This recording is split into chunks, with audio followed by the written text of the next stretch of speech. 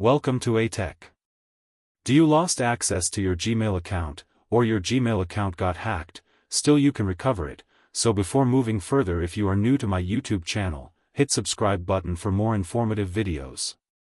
So first of all, open Google application. On top right corner, click on profile icon.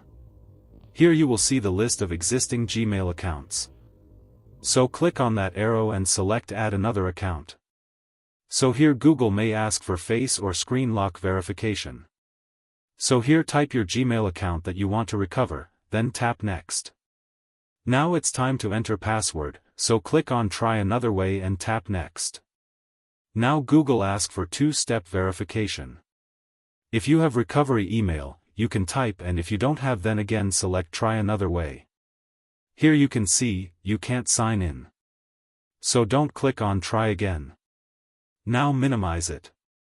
And make sure you are using phone from same location and with same Wi-Fi connection you usually use. So now open phone settings. Scroll down and select Google. Here on top right corner you can see three dots. Tap on it and you will see help option. Select it. So here search option appears. Now type login issue in search bar. Here select can't sign in to your Google account. Now select the issue you faced. So I select someone is using my account.